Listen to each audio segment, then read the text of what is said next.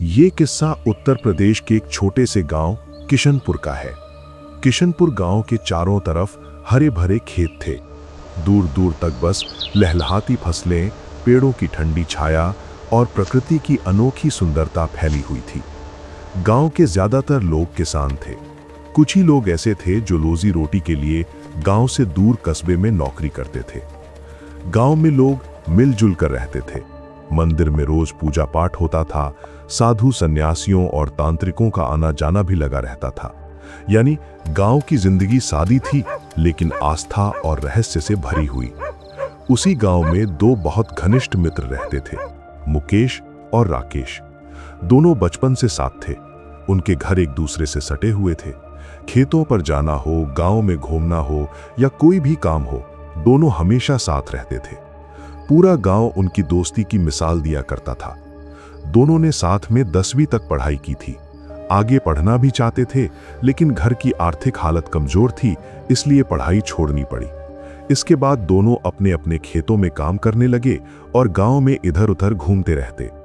मुकेश और राकेश स्वभाव से बहुत दयालु थे। गांव में कोई भी काम हो, दोनों मदद करने पहुंच जाते थे। और इन सब के अलावा दोनों की रुचि पूजा पाठ में भी थी। वे हनुमान जी के परम भक्त थे। रोज नहा धोकर घर पर ही हनुमान जी की पूजा करते। रोज 11 बार हनुमान चालीसा पढ़ते। मंगलवार का व्रत रखते।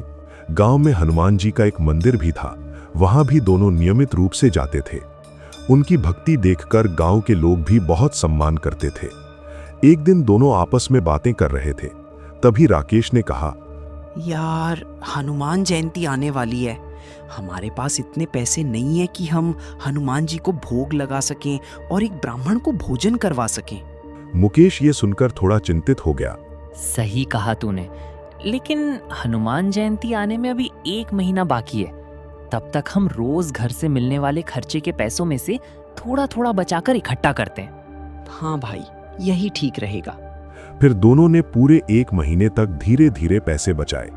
आखिरकार हनुमान जयंती तक इतने पैसे इकट्ठा हो गए कि वे हनुमान जी के लिए भोग और एक ब्राह्मण को भोजन करवा सकें।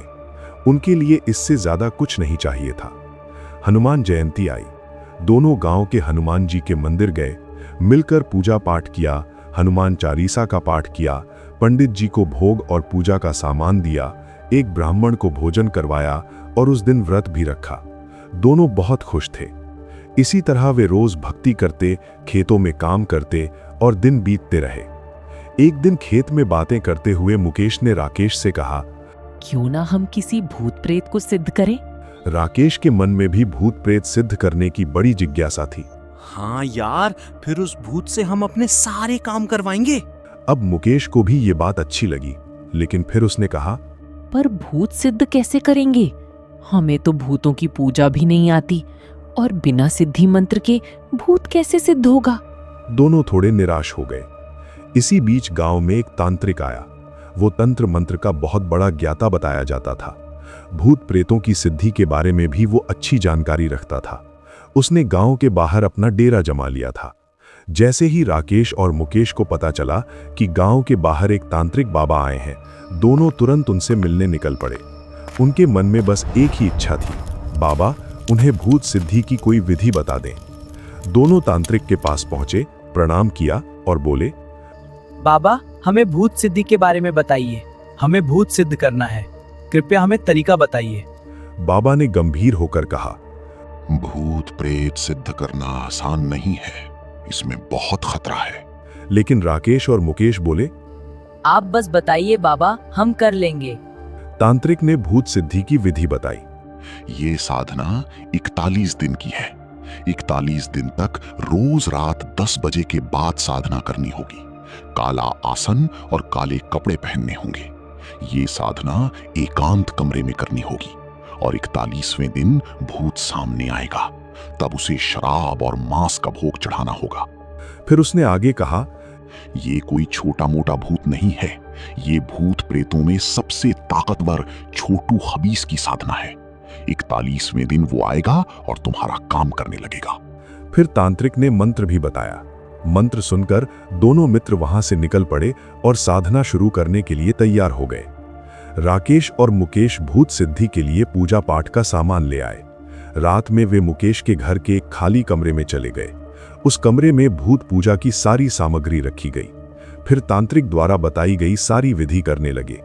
आसन पर बैठकर 2 घंटे तक मंत्र बुदबुदाते रहे, फिर अपने कमरे में आकर सो जाते थे। सुबह फिर वही नित्य क्रिया, हनुमान चालीसा, हनुमान जी की भक्ति और रात को छोटू खबीस की साधना। ऐसे ही 15 दिन बीते, फिर 21 दिन बीते, लेकिन न कोई एहसास हुआ, न कोई प्रतिक्रिया, न भूत आया, न कोई आहट, न कोई संकेत। आखिरकार 41वां दिन आ गया। दोनों ने विधि के अनुसार हवन किया और तांत्रिक द्वारा बताया गया भोग भी चढ़ा दिया, लेकिन उसके बाद भी न तो छोटू खबीस आया, न कोई और भूत। दोनों को उस तांत्रिक पर बहुत गुस्सा आया। मुकेश बोला, यार ये भूत कुछ नहीं होता। दोनों ने यही मान लिया कि उनकी भूत सिद्धि पूरी तरह फेल हो गई। लेकिन सच में उस छोटू खबीस का क्या हुआ?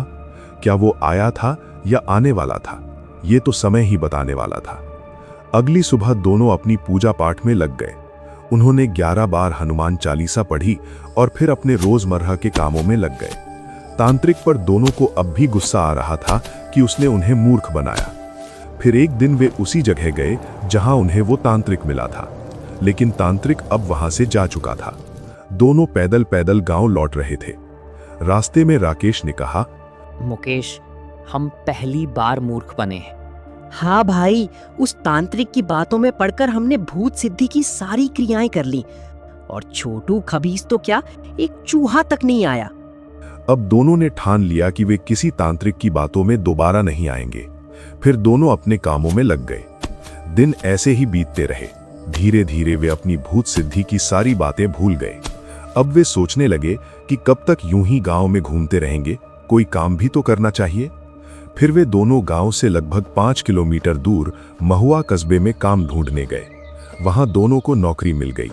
मुकेश को एक बनिए की दुकान पर हिसाब किताब का काम मिल गया। राकेश को एक जमींदार के यहाँ काम मिल गया। अब दोनों सुबह साथ निकलते और रात लगभग 10 बजे साथ लौटते। काम में इतने व्यस्त हो गए कि हनुमान जी की पूजा धीरे धीरे कम होने लगी। पहले जो दोनों रोज 11 बार हनुमान चालीसा पढ़ते थे, अब उनके पास समय ही नहीं बचता था। न भक्ति याद थी, न छोटू खबीस की सिद्धि। लेकिन उनके सामने अब वो होने वाला था जो उन्होंने 3 साल पहले किया था और जिसका परिणाम अब सामने आने वाला था। एक दिन राकेश और मुकेश अपने काम से लौटते हुए गांव की ओर साथ चल रहे थे। दोनों का काम उसी कस्बे में था और छूटने का समय भी लगभग एक जैसा था। कभी कभी 10-15 मिनट का फर्क होता तो दोनों एक दूसरे का इंतजार करके साथ चल पड़ते। उस दिन भी दोनों साथ निकल पड़े। काम की बातें करते हुए वे आगे बढ़ रहे थे। रात के 10 बजे के बाद सब कुछ शांत हो जाता था। गांव की सुनसान सड़क, चारों तरफ अंधेरा, ठंडी हवाएं और उस पर रात का सन्नाटा। माहौल पहले ही भारी था। लगभग 2 किलोमीटर चलने के बाद सड़क किनारे एक पीपल का पेड़ आया। दोनों उससे आगे बढ़ ही रहे थे कि अचानक पीछे से किसी ने राकेश के कंधे पर हाथ रख दिया। सुनसान सड़क पर रात में पीछे से हाथ पड़ना, किसी की भी आधी जान वहीं निकल जाए। राकेश थोड़ा कम डरा क्योंकि मुकेश साथ में था। उसने धीरे से पीछे मुड़कर देखा तो सामने एक 14-15 साल का लड़का खड़ा था। वो देखने में बिल्कुल ऐसा लग रहा था जैसे 10-12 दिन से नहाया न हो। बिखरे बाल, जगह जगह फटे कपड़े और चेहरा गंदा, जैसे कोई भिखारी हो। राकेश ने पूछा, कौन हो तुम और मुझे इस तरह पीछे से क्यों पकड़ा? लड़के ने मासूमियत से कहा, भैया, मेरा नाम संजय है। मैं बहुत भूखा हूँ। क्या आप मुझे कुछ खाने को दे सकते हो? राकेश को उस बच्चे पर दया आ गई। उसने अपना टिफिन निकाला, लेकिन उसमें कुछ नहीं था। मुकेश ने कहा, मेरे टिफिन में 1 रोटी बची है। मुझे आज भूख कम लगी थी और काम के बोझ के कारण 2 रोटी ही खा पाया था। फिर मुकेश ने संजय को 1 रोटी और थोड़ा सा अचार दे दिया। संजय ने वो ले लिया और पीपल के पेड़ के नीचे बैठकर बड़े चाव से खाने लगा। राकेश और मुकेश भी उसके पास बैठ गए। मुकेश ने पूछा, हमने तुम्हें पहले कभी यहाँ नहीं देखा। तुम कहाँ से आए हो और हो कौन? मैं पास के मंदिर में भीख मांगता हूँ और फिर रात को यहाँ पेड़ के नीचे सो जाता हूँ। राकेश ने हैरानी से कहा, लेकिन हमने तो तुम्हें कभी नहीं देखा। हम रोज इसी रास्ते से निकलते हैं। संजय ने पास के हैंडपंप से पानी पिया और फिर पेड़ के ऊपर जाकर सो गया। दोनों मित्र भी अपने घर की ओर निकल गए। अगले दिन भी संजय उन्हें वहीं पेड़ के नीचे बैठा मिला। दोनों ने फिर उसे रोटी खिलाई।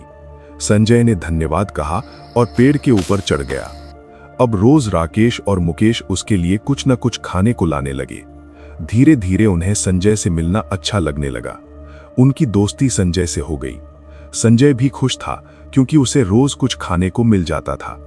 ऐसे ही 1 महीना बीत गया। एक दिन दोनों काम से लौट रहे थे, तभी रास्ते में गांव के एक पंडित जी मिल गए। दोनों ने उन्हें प्रणाम किया और साथ चलने लगे।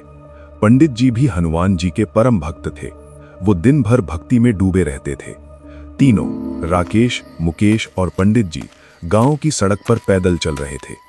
थोड़ी दूर पर वही पीपल का पेड़ दिखाई दिया। राकेश और मुकेश को अपने दोस्त संजय की याद आ गई। उन्होंने पंडित जी से कहा, इसी जगह हमारा एक दोस्त रहता है, हम उसे रोज कुछ खाने को देते हैं।